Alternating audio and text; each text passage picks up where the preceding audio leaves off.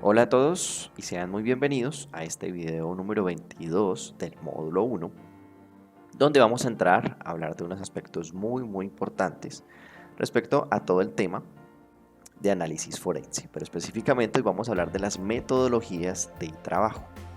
Las metodologías de trabajo dentro de nuestro quehacer y nuestro desarrollo forense. Entonces permítanme un segundo acá, ajusto estas slides para poder avanzar. Entonces mi nombre es Juan Esteban Tapias y es para mí un gusto estar con ustedes y acompañarlos en este módulo, para que entremos juntos a ver un tema muy importante. Entonces, lo primero que vamos a hablar y que vamos a analizar es el tema de identificación. Identificación. Entonces, esta clase describe el método por el cual el investigador es notificado de un posible incidente. Entonces acá se van a determinar ítems, componentes y datos posiblemente asociados con ese incidente.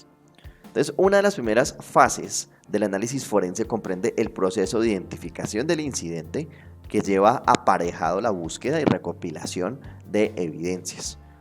Si se sospecha que sus sistemas, hablando de una entidad X, una entidad a nivel empresarial, a nivel sin ánimo de lucro, bueno, cualquier entidad tiene sospechas de que los sistemas han sido comprometidos, lo primero que hay que hacer pues es no perder la calma.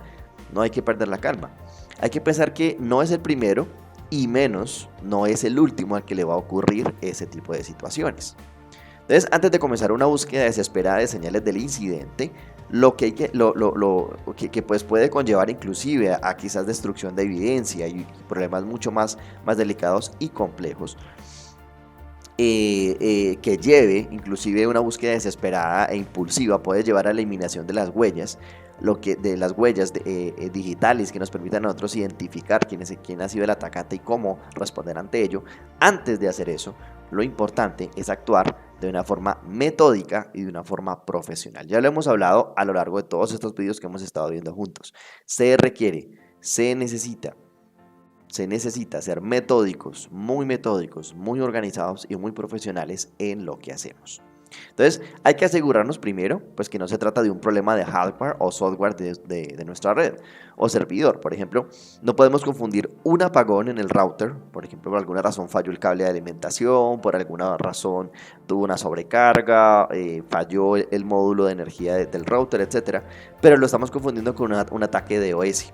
Entonces, ojo, hay que tener cuidado, por eso se reitera, se hace hincapié en la importancia de tomar las cosas con calma y llevar una metodología, que es a lo que queremos entrar hoy en estos videos, para poder analizar, para poder recuperarnos ante el desastre. De hecho, hay un tema muy interesante en toda esta parte de informática aplicada a el tema empresarial, donde se habla justamente de cómo reaccionar ante un desastre, porque un desastre pues no solamente es un ataque. Aquí en informática forense pues nos corresponde a nosotros hablar sobre todos los temas de ataques, ¿verdad?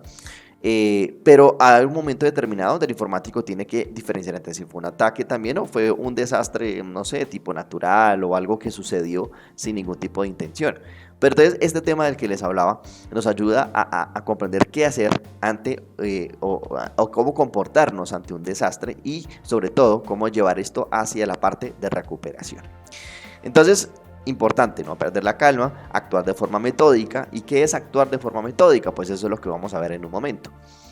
Pero lo importante, pues es que esta calma nos lleva a poder entender cómo fue el proceso de ataque y no confundirlo con cosas normales, como por ejemplo lo que les acabo de mencionar, un apagón en el router de borde, el router de frontera, que sea que es el que permite, el que tiene el gateway de nuestra red y es el que permite toda la conexión con el mundo exterior. Y ese router sufre un problema, digamos, un apagón, como lo mencionamos, un daño en su módulo de, de energía, un daño pues involuntario, sin que haya sido un ataque, y ya lo estamos confundiendo con un ataque de DOS. Entonces es ahí donde hay que tener cuidado y pues hay que proceder de una forma más correcta.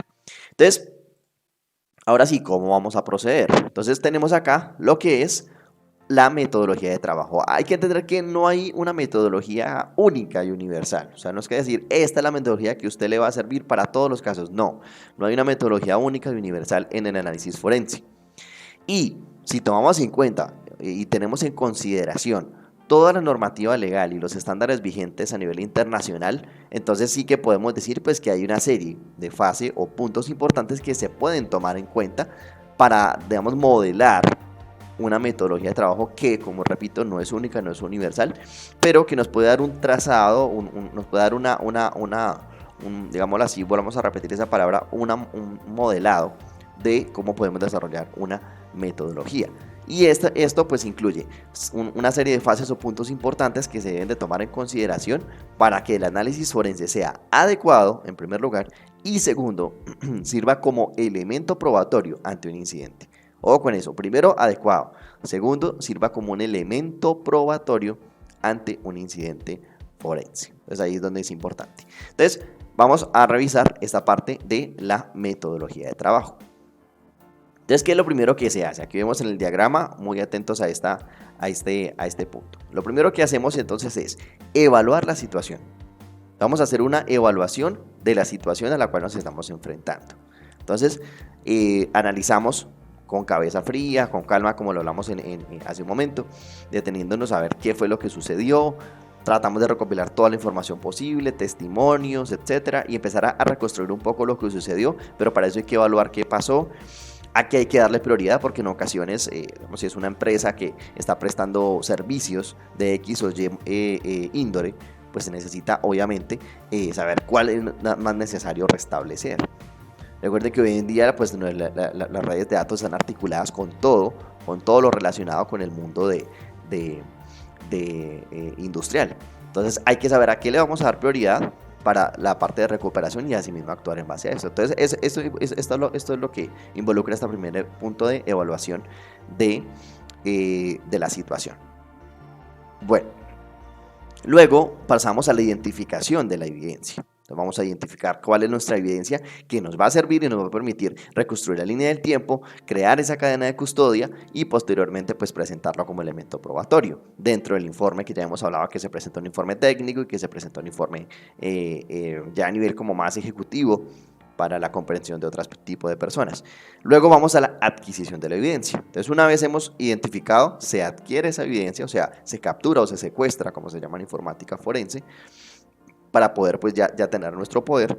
Luego se pasa a la parte de preservación de la evidencia. Entonces ahí es donde aplica todo el tema de cadena custodial que habíamos hablado, cómo vamos a guardarla, qué tipo de cuidados hay que tener, lo que hablamos en unos videos anteriores. Si la evidencia está en la memoria RAM, que es volátil, entonces hay que conectar el equipo a la energía, suministrarle energía para evitar que se apague.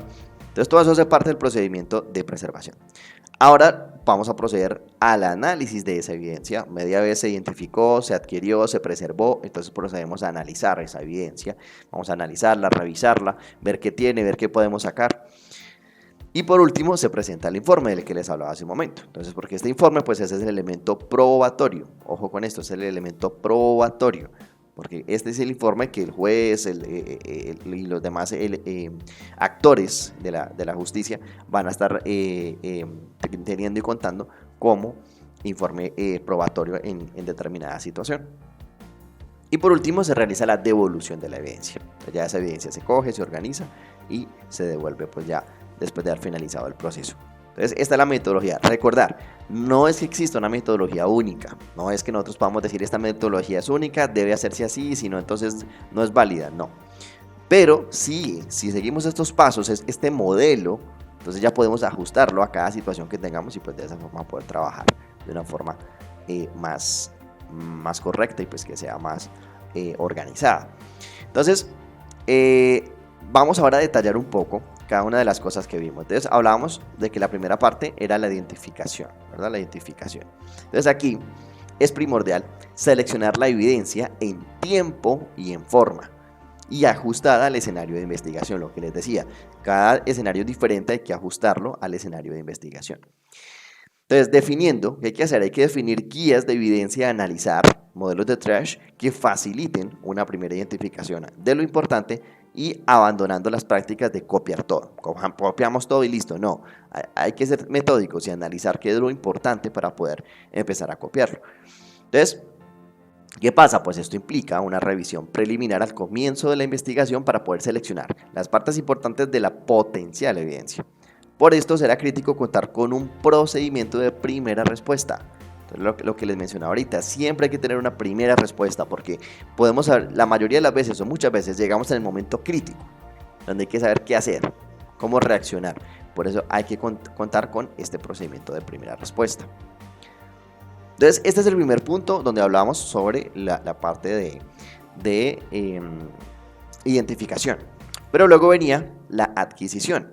Entonces, habrá casos donde la evidencia ya no será absoluta en términos de completitud. O sea, no está totalmente esa evidencia. Y no va a ser posible técnica o metodológicamente realizar una tradicional imagen completa bit a bit. O sea, hay ocasiones donde pues esto no es posible y no se permite desarrollar. En estas situaciones, pues entonces habrá que utilizar los procedimientos de priorización o triage de la fase de identificación, lo que acabamos de ver hace un momento, para poder determinar qué parte de la evidencia será necesario copiar. Por lo que pues va a cobrar especial importancia poder justificar y documentar apropiadamente las razones y los métodos utilizados pues, para poder copiar una u otra parte de la evidencia, de forma que pues, esto nos permita garantizar la integridad y la validez como fuente de prueba. Es importante entonces acá poder realizar la parte de justificación y documentación de las razones y métodos para que esto sirva como elemento probatorio. Entonces, en este paso y en este punto en el que nos encontramos, donde hablamos de la metodología de adquisición, o el punto de adquisición dentro de la metodología, las herramientas de visualización de la evidencia, tanto a bajo nivel como del contenido, van a ser fundamentales.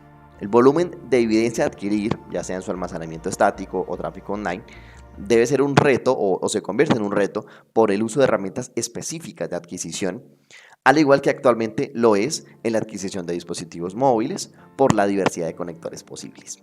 Hay muchísimos tipos de conectores, ya de eso hemos hablado en otro video, pero muchísimos tipos de conectores, que USB tipo C, que USB tipo esto, tipo esto, tipo esto, tipo esto, y un montón de cosas que hacen más complejo el ejercicio de poder adquirir la información, el método de adquisición.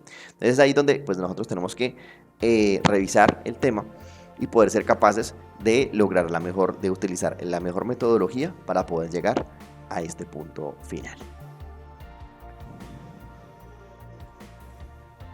Bien, vamos a ver un último punto acá para finalizar este video y es la preservación o custodia. ¿Listo? Entonces, la preservación de la evidencia es muy importante y es fundamental porque tenemos que hacerlo, preservar la evidencia, tenemos que hacerlo de forma segura y cumpliendo con todos los requisitos legales. Esto va a requerir una inversión en laboratorios forenses apropiados al volumen de casos a tratar. No podemos mantener unas instalaciones físicas desordenadas, a una temperatura incorrecta, no organizadas. Hay que invertir en unas buenas instalaciones y laboratorios forenses para poder almacenar y guardar esta información, para poder preservar, que es el punto adecuado. Entonces, antes de contar con actores externos e independientes que garanticen además de contar con actores externos e independientes que garanticen la inalterabilidad de la prueba en el tiempo, como se hace con los depósitos notariales, o incorporando nuevas formas como el uso de la firma electrónica o en un futuro los modelos basados en el blockchain, que ya este es un tema que nos daría para otro curso aparte, hablando sobre el tema del blockchain.